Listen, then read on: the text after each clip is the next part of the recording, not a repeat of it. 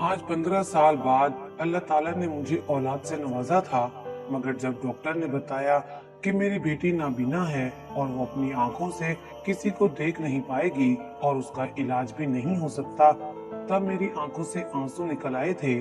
मैंने बेटी की तरफ देखते हुए कहा कि अल्लाह ताला हमें ऐसी औलाद ना ही देता तो अच्छा था। ये जमाना तो मेरी बेटी को नोच नोच कर खा जाएगा। मगर उसी वक्त मेरे शोहर ने मुझे हल्का सा थप्पड़ लगाया और कहा कि क्यों खुदा की नाशुक्री कर रही हो। अल्लाह ने हमें इतने सालों बाद औलाद दी है, ये हमारी बेटी है और हम इसकी आंखें बनेंगे। हमने अपनी बेटी का नाम फिरदौस रखा। हमारी बेटी से हमें बहुत मोहब्बत थी। मैं वक्त के साथ साथ उसे बहुत कुछ सिखाती रही ताकि वो इस काबिल हो जाए कि कम से कम अपने काम तो खुद कर सके, लेकिन ये भी काफी मुश्किल अमल रहा। मेरे शोहर ने काम बढ़ा लिया था और मैं अकेले फिरदौस को संभाल नहीं पाती थी। मेरे शोहर ने घर में एक बूढ़े नौकर को रख लिया। वो घर के काम भी करता था और बाजार से चीजें भी ला देता था। वो बहुत ही नेक वक्त मालूम होता था। एक दफा मेरे शोहर ने उससे पूछा कि आपका कोई खानदान नहीं है। तब वो कहने लगा कि मेरा एक जवान बेटा है, वो गांव में जमीनों पे काम करता है। हमने कहा कि आपकी जमीनें हैं, तो उसने कहा कि हाँ, हमारी जमीनें तो हैं, लेकिन जमीनें ऐसी हैं कि हम उसको बेच नहीं सकते। गवर्नमेंट ने हमें दी है, हम उस पे काम करते हैं। उसने अपने बेटे की तस्वीर भी दिखाई। उसका बेटा तो बड़ा खूबसूरत था। उस बूढ़े आदमी का नाम बशीर था। दिन इसी तरह गुजरने लगे। मेरी बेटी जवान हुई तो बहुत ही ज्यादा खूबसूरत हो गई, इतनी खूबसूरत कि हम खुद भी हैरान हो गए। कहते हैं कि अल्लाह एक चीज अगर आपसे लेता है तो बदले में कुछ बहुत ही खास जरूर अता फरमाता है। अल्लाह ने मेरी बेटी को आंखें नहीं दी थी, लेकिन खूबसूरती बहुत दी थी। जब मेरी बेटी जवान हुई तो मैंने अपने शोहर से कहा कि अब हमारी बेटी शादी की उम्र को पहुंच गई है, हमें इसको रुखसत करने के बारे में सोचना चाहिए। मेरे शोहर ने कहा कि कैसी बातें करती हो, लोग तो अच्छी भली लड़कियों में भी नुक्स निकाल देते हैं। ऐसे में हमारी बेटी तो पहले से ही नाबीना है, इससे कौन शादी करेगा। मैंने कहा कि जिसने हमारी बेटी को पैदा किया है, अब आगे भी वही हमारी मदद करेगा। मेरे शोहर ने कहा कि मैं पता करता हूँ। जब उसने पता किया तो ये बात सामने आई कि हमारी बेटी का रिश्ता किसी माजूर आदमी से ही तय हो सकता है। उन्होंने कहा कि एक आदमी है, उसमें कोई ऐब नहीं है, उसके साथ फिरदौस की शादी करवा देते हैं, लेकिन उसकी उम्र बहुत ज्यादा है। तो मैंने कहा कि नहीं, हम अपनी बेटी की शादी ऐसे आदमी के साथ नहीं करवाएंगे। उसके बाद पता चला कि एक और आदमी है जो माजूर है, वो उससे शादी करने के लिए तैयार है। तब मेरा चेहरा आंसुओं से भीग गया। मैंने कहा कि मेरी बेटी का क्या कसूर है। अगर अल्लाह ताला ने उसे बिनाई की कुव्वत अता नहीं की, तब उसकी शादी भी ऐसे इंसान से करवा दी जाए जिसके अंदर एक कमी होगी। ये दोनों एक दूसरे को कैसे संभालेंगे। मैं अपनी बेटी के मुस्तकबिल के बारे में सोच रही थी। अल्लाह ने उसके बाद हमें कोई औलाद भी नहीं दी थी। हमने फिर से कोशिश की थी, लेकिन डॉक्टर ने कहा था कि आप कुछ ऐसे पेचीदा मसाइल का शिकार हैं जिनकी वजह से आपके यहाँ कभी औलाद नहीं हो सकती। अब पता नहीं मेरी बेटी के नसीब में क्या लिखा था। इसी बात को दिल पर लेकर मेरा शोहर बीमार हो गया। वो बिस्तर पर पड़ गया। अब मुझे उसका भी ख्याल रखना पड़ता था और घर को भी देखना पड़ता था। एक दिन उस बूढ़े बशीर ने मुझे कहा कि आप अपनी जिद छोड़ दें और अपनी बेटी की शादी करवा दें। मैंने कहा कि मैं किसी भी ऐसे इंसान से उसकी शादी नहीं करवाऊंगी जो खुद भी ऐब का शिकार होगा। मैंने कहा कि दुनिया में अच्छे लोग भी होते हैं जो दूसरों से उनकी कमी के बावजूद शादी कर लेते हैं, और मेरी बेटी के पास कितनी खूबसूरती है, फिर क्यों इसकी शादी नहीं हो सकती। उसने कहा, बीबी जी, एक ऐसा शख्स है जो आपकी बेटी से शादी कर सकता है। ना तो वो माजूर है और ना ही उसके अंदर कोई कमी है, बस वो गरीब है। मैंने कहा कि गरीब है तो क्या हुआ, मैं तो अपनी बेटी को सिर्फ एक मुकम्मल इंसान के साथ रुखसत करना चाहती हूँ। बस वो मेरी बेटी से शादी करे और उसको खुश रखे। कौन है वो? बशीर ने कहा, बीबी जी, आपकी बेटी बहुत ज्यादा खूबसूरत है। अल्लाह करे ये किसी ऐसे घर में जाए जहाँ पर इसको शहजादी बनाकर रखा जाए। मैंने कहा कि जल्दी से बताओ वो कौन है जिसकी बात तुम कर रहे हो। उसने कहा कि मेरा बेटा है, अगर आप कहें तो मैं अपने बेटे की शादी आपकी बेटी से कर सकता हूँ। मैंने उसकी तस्वीर पहले ही देखी हुई थी। वो तो बहुत ही खूबसूरत और जवान लड़का था, उसमें कोई कमी नहीं थी। मैंने कहा कि क्या तुम्हारा बेटा मान जाएगा? तो उसने कहा कि मेरा बेटा मेरी हर बात मानता है। मैंने उसे माँ और बाप दोनों बनकर पाला है।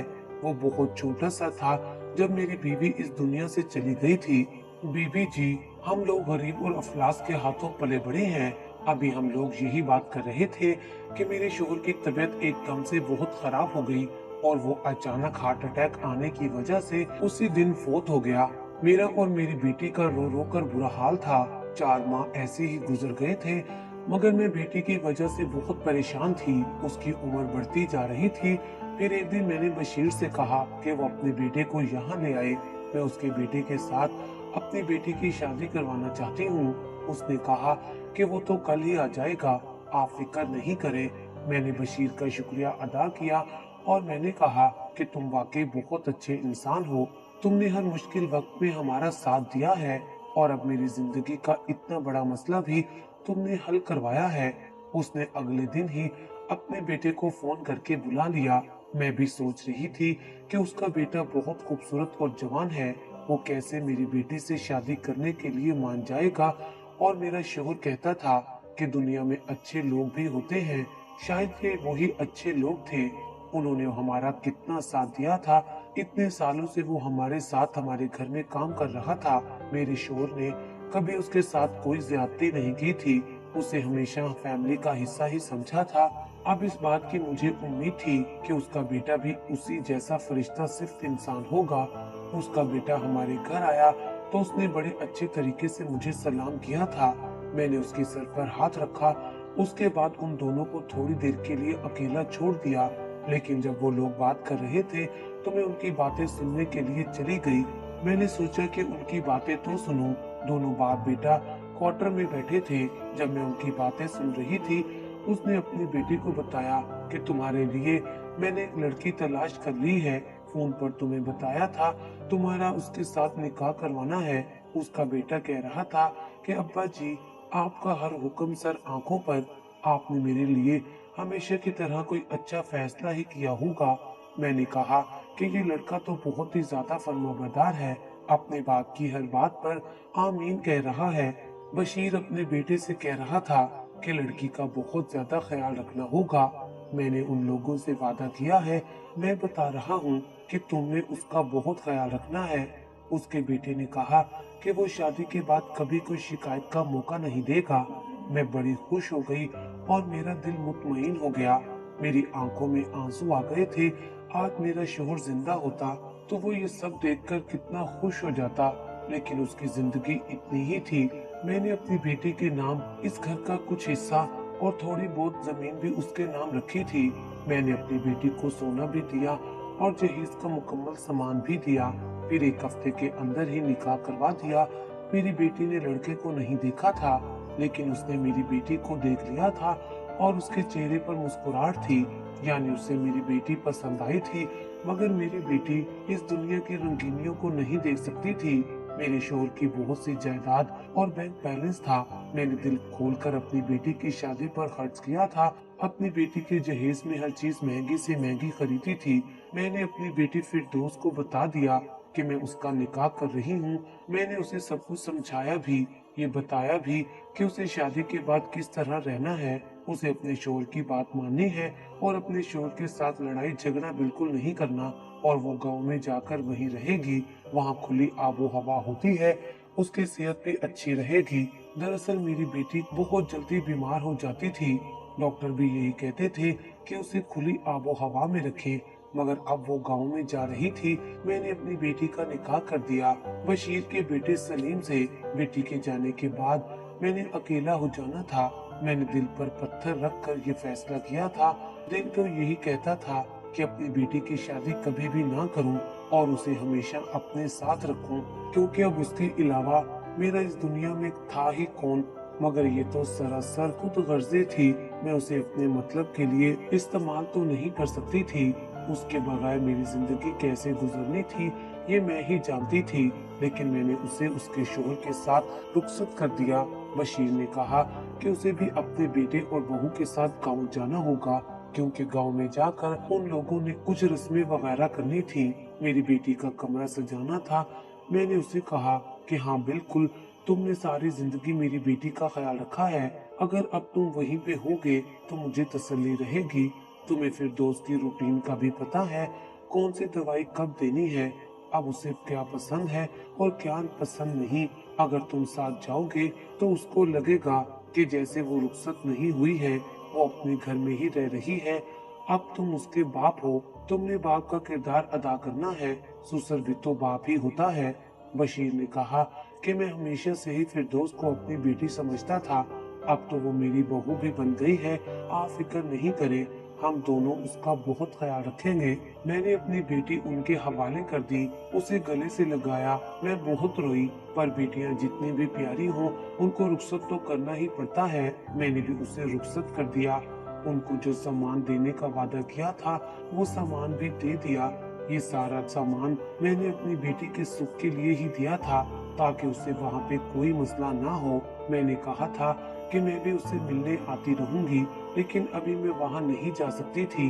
यहाँ पर काफी सारे मामलात थे, कुछ कारोबारी मामलात थे जो मुझे देखने थे, इसलिए मैं अभी इन मसरूफियात में पड़ने वाली थी।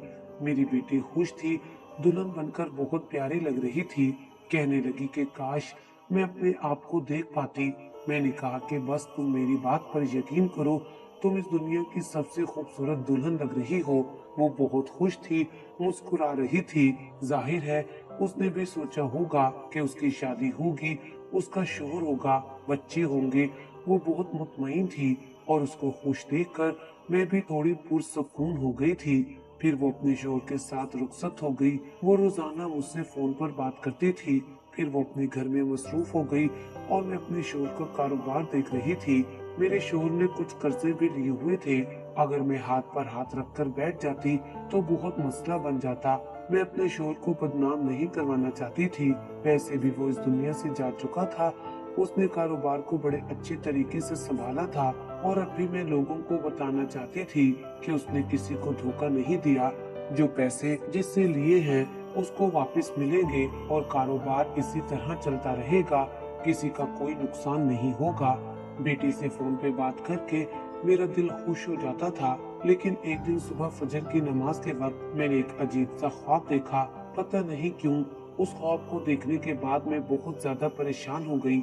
मैंने जो ख्वाब देखा था, जो कुछ इस तरह का था कि मैंने देखा कि एक गंदा सा पुराना सा खंडर नुमा इलाका है, जैसे किसी जंगल में होता है। वहाँ एक टूटा फूटा खैमा है और उसके अंदर एक चटाई पड़ी हुई है और उस पर मेरी बेटी वरना हालत में बैठी है। उसके कपड़े फटे हुए हैं और वो बुरी तरह रो रही है और मुझे मदद के लिए बार बार पुकार रही है। और थोड़ी देर के बाद उस वीराने में गहरा अंधेरा हो जाता है और हर तरफ से जंगली जानवरों की आवाजें आना शुरू हो जाती हैं। मैं खैमे के करीब जाने की कोशिश करती हूँ, लेकिन तेज तूफानी हवाएं मुझे पीछे धकेल देती हैं। खैमे के अंदर से मेरी बेटी के चिल्लाने की आवाजें आने लगती हैं। वो बुरी तरह से चिल्ला रही होती है, जैसे वो बहुत तकलीफ में है। मैं इस ख्वाब से ऐसे जागी जैसे कोई डूबते डूबते अचानक पानी की सतह पर आ जाता है। मेरा दिल बुरी तरह से धड़क रहा था, मुझे पसीने आ रहे थे, मेरा गला खुश्क हो चुका था। मैंने पानी पिया और उठकर फजर की नमाज पढ़ने लगी। नमाज के बाद मैंने बेटी को फोन किया, मगर वो फोन नहीं उठा रही थी। आज मेरा दिल अचानक से ही बड़ा उदास हो गया था। मैंने कहा कि मुझे उससे मिलने जाना चाहिए और मेरे पास इतना वक्त तो था कि मैं जा सकती थी। मैंने उसके लिए उसकी पसंद की कुछ चीजें खरीदी और उसे बगैर बताई उसके घर की तरफ चल पड़ी।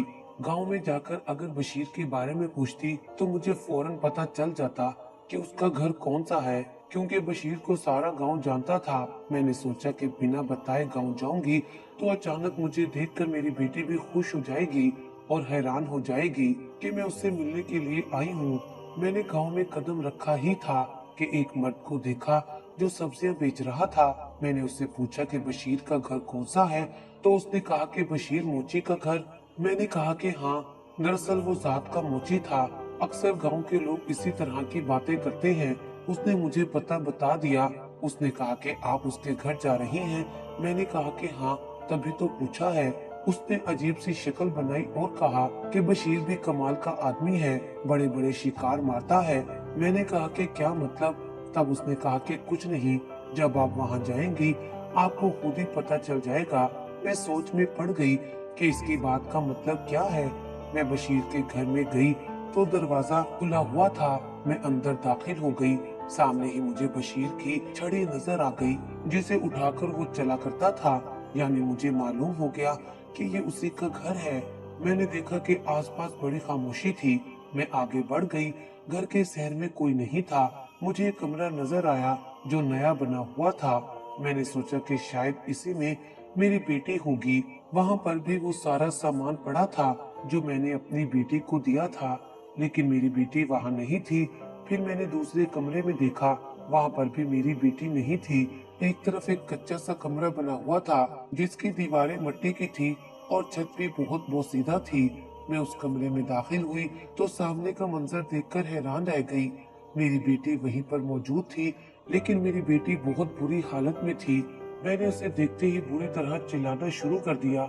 मेरी बेटी नीम बरहना हालत में बैठी सिसकियों से रो रही थी। मैंने अपनी बेटी को चादर से लपेटा और गले से लगा लिया। मेरी बेटी ने बुरी तरह से चिल्लाना शुरू कर दिया, लेकिन जब मैंने उसे बताया कि मैं उसकी माँ हूँ, उसने मेरी आवाज पहचान ली थी। तब वो मेरी बाहों में पिघल से गई और बुरी तरह रोने लगी।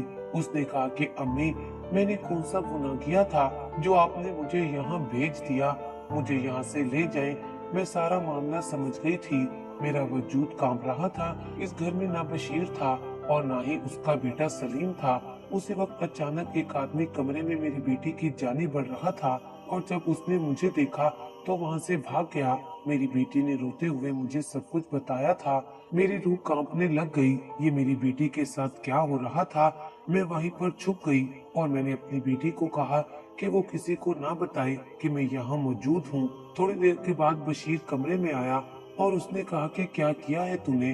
वो गाहक डर कर भाग गया है। मैंने पहले भी तुझे कहा था कि कोई उल्टी सीधी हरकत ना करना। आंखें तो तेरी वैसे ही बेनूर हैं। अपना मुंह भी बंद करके रख, वरना तो तेरी जुबान भी काट दूंगा। मैंने एक डंडा हाथ में उठा रखा था। मैं दरवाजे के पीछे से निकली और मैंने बशीर के सर पर वो डंडा दे मारा था। मैंने सोचा भी नहीं था कि उस बुजुर्ग के साथ किसी दिन ऐसा सलूक करूंगी। मैंने कहा कि तुम यहाँ पर मेरी बेटी को बेच रहे हो। तुम फिरदौस को बेटी बनाकर लाए थे। उसी वक्त उसका बेटा सलीम भी घर में दाखिल हुआ था। मैंने उसे कहा कि तुम मेरी बेटी से निकाह करके उसे यहाँ लाए थे। तब उसने कहा कि आपकी बेटी के साथ मेरा कोई निकाह नहीं हुआ, ये सब कुछ झूठ था। ये मेरे चचा बशीर की पकाई हुई खीर थी। उसने कहा था कि लड़की बड़ी खूबसूरत है, उसे यहाँ ले आएंगे और अपने गांव में गलत काम करवाएंगे और हम रातों रात अमीर हो जाएंगे। यानी वो उसका सका बेटा भी नहीं था। बशीर झूठ बोलकर उसे अपना बेटा जाहिर करता रहा। मेरे दिल से ऐसी बद्दुआ निकली कि उसी वक्त कबूल हो गई। मैंने आसमान की तरफ देखा और मैंने झोली फैलाकर कहा कि मेरे रब, तू ही इंसाफ करने वाला है। मेरी बेटी और मेरा क्या कसूर था? हमने तो सिर्फ भरोसा किया था। मैं बुरी तरह रोने लगी। मेरी बेटी भी रो रही थी। थोड़ी देर के बाद हमने एक मंजर देखा। बशीर को अचानक से दिल का दौरा और फालिज का अटैक एक साथ हो गया था। फिर उसके हाथ पांव टेढ़े होना शुरू हो गए। मैं हैरान थी कि उसका भतीजा भी उसे अस्पताल नहीं ले जा रहा था। वो भी चुपचाप वहाँ से चला गया।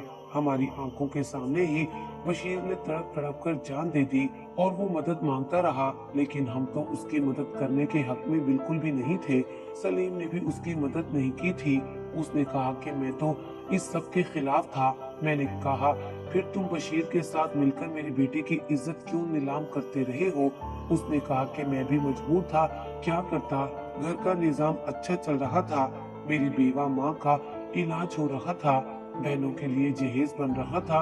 मुझे बगैर मेहनत इतना सब कुछ मिल रहा था। मैं कैसे इनकार कर सकता था? मैंने उसी वक्त पुलिस को बुलवाकर सलीम को पुलिस के हवाले कर दिया था और बशीर तो कब का मर चुका था। मेरे अल्लाह ने मेरा इंसाफ कर दिया है। मैंने वो सारा सामान वही छोड़ दिया था। मुझे मेरी बेटी वापस मिल गई थी, यही काफी था। मैंने अपनी बेटी को साथ लिया और वापस आ गई। शहर आकर मैंने अपनी बेटी का इलाज करवाया और अब वो बिल्कुल ठीक है। बस इस दुनिया में हर कोई अपने बारे में सोचता है, कोई किसी के बारे में नहीं सोचता। अल्लाह ताला ने हमारा इंसाफ कर दिया था। हमारा मुजरिम हमारी आंखों के सामने इस दुनिया से चला गया। अल्लाह ने उसे अपने पास बुला लिया था और अभी आखिरत में भी उसने हिसाब देना था, क्योंकि उसने बहुत बुरा किया था। मैंने अपनी बेटी को कहा कि वो ये सब कुछ भूल जाए, लेकिन ये सब इतना आसान नहीं था। बशीर ने मेरी नाबीना बेटी का गलत इस्तेमाल किया था, जिसका हिसाब उसे कयामत के रोज देना होगा।